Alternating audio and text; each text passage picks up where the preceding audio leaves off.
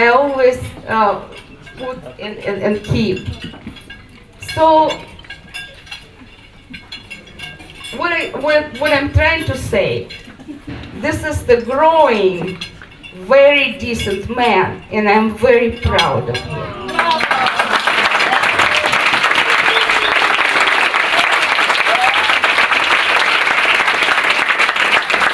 And looking back, now was right. What he actually did, he was thinking through for all those years and never bothered to think about how complicated it is to bring this guy through all possible things in his teenagers, in his 20s, in his 30s, and come to this day. We are very happy and it's happening. We are very happy to see Misha here. We invited everybody included into our family. We are very open, and we do have a movie to show you a little bit about us. It's done by our grandma.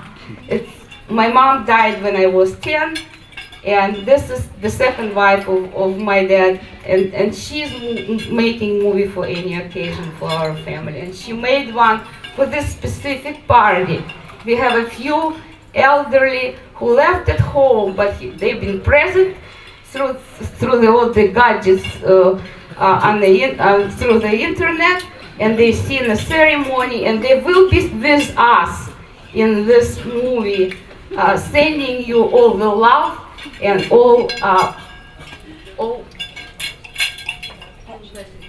compassion.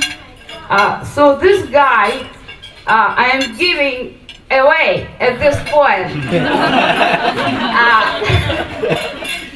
I want to say, when Ina's wedding was, my toast was that to my son-in-law that I'm giving him the best we have.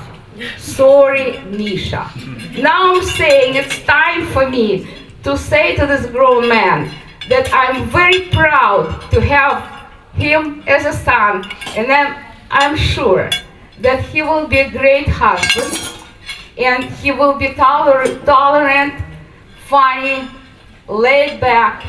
Just let him some space, give him some air, and don't over-manage him.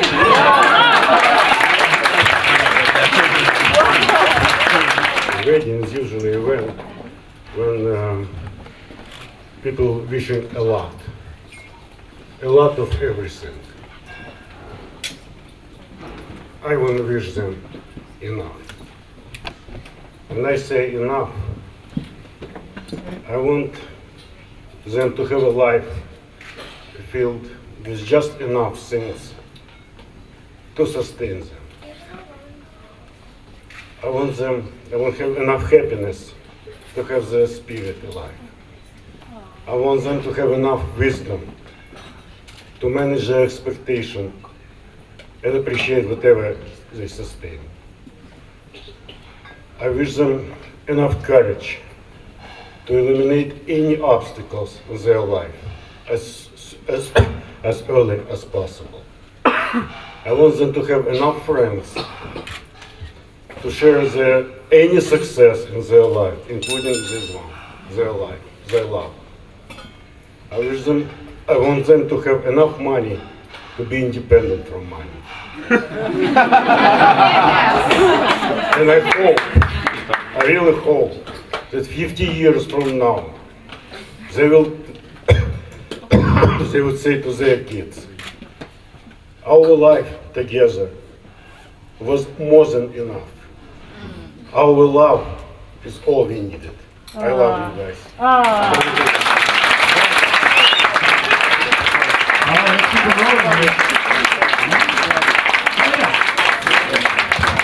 Glorica.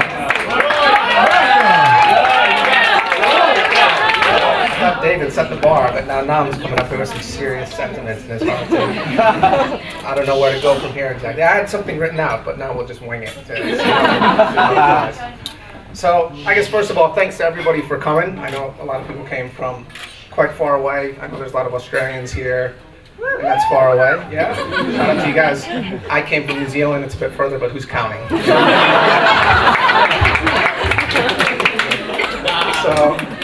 now on a serious note, obviously David and Mimi and Mishi, I don't know them that well. Because I haven't been dating that long, of course. I was starting to panic a little bit at like the 8-10 week mark when Misha hadn't proposed, but it looks like we finally got her over the line. And they've proven to be some pretty special people and have some pretty special friends, so I'm happy to have them within my circle of people that I'm lucky enough to know within this life. But when it comes to Misha, some of you guys might not know him that well. So I just wanted to like tell a few stories to make sure that you know that, especially for the people on Mishi's side of the family, to make sure they know that she's really in good hands moving forward. So I've known Misha since just about when he moved to the United States. So that's like, I don't want to age myself, like 5 years ago. And he's always been quite romantic, like quite sensitive, like even back in the day, like with his first girlfriends, like they've been dating for like 2 months and he's already like sending flowers on their like 2-month anniversary. Like planning dates and sending poems and stuff, wise beyond his years compared to like how the rest of us were kind of making fun of him, but I'm thinking in the back of my mind, like, this guy's pretty onto it. Like, he seems to be doing all right for himself. And he was always really organized as well. Yeah, so like we were roommates freshman year at university, and we go and we're unpacking our stuff, and I'm like going to the local Walmart to try and figure out like what poster to fill the wall space up with. And he's like got a ruler. He's like drawing pencil lines on the wall. And painting, not like, we're not talking fine art here, because of course we're college students, we can't afford it. He's like taking pictures of soccer players out of magazines and hanging them on his wall. Like exactly symmetrical. Like they've been out of like Better Homes and Gardens. So, and not only did he do that side like that, when I came home with my posters from Walmart, he's like, no, that's not working for us. Like, you gotta help your game. So about a week later, my side of the room looked about the same as his did. So always quite romantic, always quite organized. But one of my favorite stories was when like combining the two, like his attention to detail and his love for the other sex. So we're hanging out in the middle of summer in Minnesota, and it's like 95 degrees outside, or like 35 for those of us working in Celsius. And I'm gonna go home. Like he's taking me home, and he's gonna go hang out with this girl that he was dating at the time. So he puts on like shorts, and he gets out of the shower, puts on shorts and a t-shirt. We're just about to leave, and he grabs this like wool sweater and wraps it around his waist. And I'm like, what are you doing? Like I'm sweating here, like in shorts and a t-shirt. He tells me that, oh look. He's always quite organized, always quite forward-thinking. He's like, sometimes, you know, when I'm hanging out with Annie, like in her basement, and her parents come down, my excitement just gets a little bit the best of me.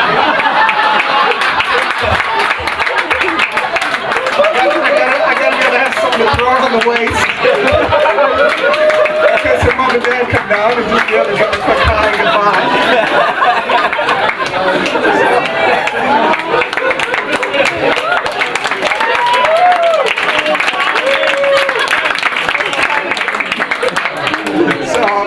He's romantic, he's organized, and he's also quite heroic, like very heroic. So I'll tell just a little bit of a story about that. So he came, as I said, I live in New Zealand, so he came to visit me last year. We go and travel a bit like around the country, and we rented a house on a lake there, and we drive to it, and we get there about 4:30, and it's maybe an hour and a half before the sun sets, and we're like, let's try and get out on the lake before it goes out, and there's some kayaks at the house that we're at.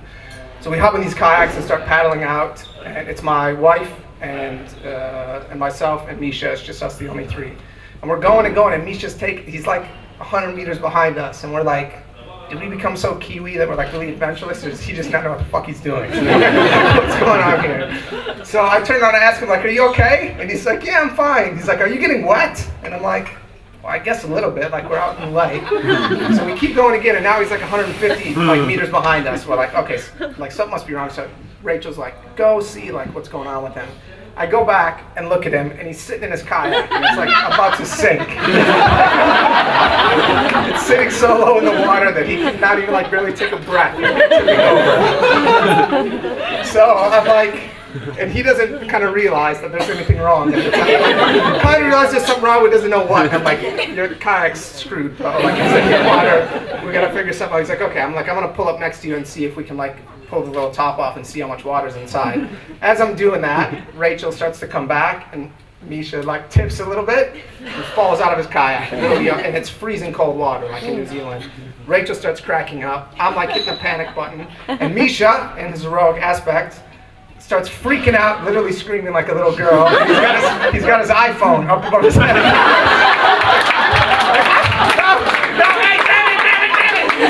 The kayak has like 50 gallons of water in it. It's so heavy we can't move it in a second. But in the moment that he's trying to save his iPhone, he's spinning this thing around like a log, trying to stay above water. So in the end, he saves his iPhone, but I have to get in the water and get cold to try and like save him and get him back in the kayak. So, no, seriously, like I've known him for a long time, and he's one of the most like generous people that I've ever met. So I'll finish with like a story about that. So we played soccer against each other since he arrived, basically at 12, 13 years old. And then around 15 or 16 years old, we started to become a little bit friends, but not close friends at that point in time. And then we're going into our senior year in high school, and it's a big deal in the U.S. For those of you guys who are in the U.S. You have to figure out how you're going to pay for university, basically, and if you're all right at sports, you can get a scholarship. So he asked me like, well, how's it going? Like, do you have any coaches talking to you? And I'm like, yeah, it's going fine. I'm like, yeah, no problem. Well, I had no idea what I was doing in terms of trying to get one of these scholarships. And he tells me like, oh, I've already gone on a few visits, and I'm talking with these coaches and sending highlight videos and all kinds of stuff. And I'm super lost. And I'm like, oh, I haven't done any of that, but I'm cool. He's like, no, you're not. And we're not good friends at the time. So literally, we're not that good of friends. He takes me under his wing. He starts picking me up after school, taking me to his like high school lab. There's VHS at the time, not DVD for the young people on the time.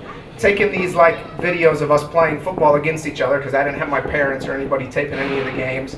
Like makes a highlight video for me, sits down, like shows me how to write a letter to university coaches. He's like telling me which coaches I need to talk to. Is like basically my agent. I'm not giving any money. And I didn't do it. Like I had no idea what I was doing. My parents didn't have any idea what I was doing. And he literally took me on and spent hours and hours just helping me trying to like figure out what was going to be the next step in my life. And we're like dead competitors at the time, like physically immature, play the same position, fighting for the same scholarships. In the end, we end up going to the same school, and like it was so generous of him to just want to be in that position. Most people are trying to figure out how to take care of themselves, and I just think it says the world of Misha that he's that type of person that is always looking out for other people. So I know that Mishie, who looks beautiful today, will be in good hands moving forward, because no doubt about it, like you've only known him for a year, but I've known him for 20 years, and he makes me like a better person every day. I'm sure I'll have that influence on you. So to their life and to everybody else who's here at the moment, let's raise a glass.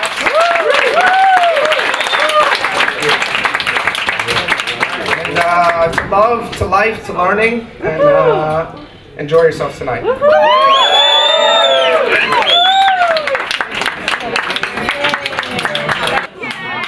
of them.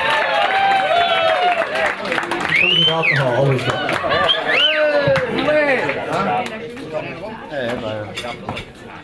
Hi everyone. My name is Stacey. I did hear that Misha's family like to do impromptu speeches with vodka, so I thought I'd join in.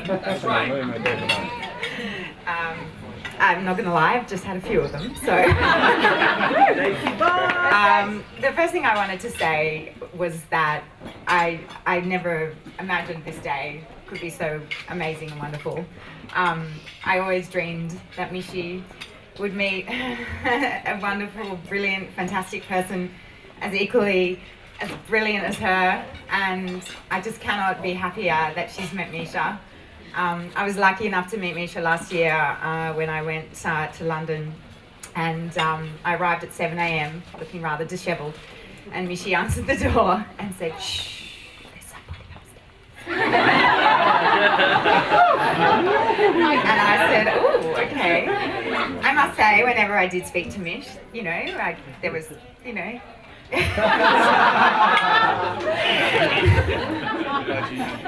Mishy was very popular with with men. She's a beautiful, beautiful woman. No, she is. Yeah. She is, and I really, really hoped that one day she would meet someone who lived up to all the expectations. And when I first saw them together last year, I thought, this guy is special. He's really, really special. He made her laugh, he made her smile, she was herself, she relaxed. I'd only just met Misha, and already after 2 minutes, we were like old friends chatting. He met my boyfriend Michael, and they got on great. And I really hoped that this was someone that would be in her life forever. So when she told me that perhaps there would be a wedding in Italy, I kind of freaked out, but decided, well, there was nothing that wouldn't happen for me to be here. That I had to see Mishie marry the love of her life, because that's something I had always dreamed of. And it didn't matter where she was getting married. If she got married on the moon, I would have been there. So I have known Mishie a long time, since we were about 3 years old. And if any of you have seen a photo of us in 1986, in I think it was preschool, there's Mish, front and centre, holding the board. And I'm next to her. Pigtails were really in at that stage. Viv, I think you were there too. One thing that has been really fantastic, actually, being here, I mean, besides the fact that we are in one of the most incredible places in the world, and this is just the most phenomenal wedding ever, is that I finally got to meet a lot of people in Mishie's life that she's met over the last 5 or 6 years in London. Because I guess, I always keep her close to my heart. I always hope that one day she would come back to Australia. But I knew that she had made a new life for herself in London, and that she'd met a hell of a lot of amazing people. And I just hadn't had the opportunity to really meet them. And over the last few days, I've got to meet a lot of amazing people, Mish. You have friends from all over the world who've come here because they love you. You are one of the most loyal friends that I could ever hope to have in my life. You make me laugh, you make me smile. You are always so fun to go out with. Even us boring people in Sydney who are, in long-term relationships and all. We still can, go out and have fun. But I always did look forward to Mishie coming back in the summertime, because of course she could only come back in the summertime. And having brilliant times together. And I really hope that we get to see each other a lot over our lives, even if we're not living in the same country, and that our partners become great friends as well.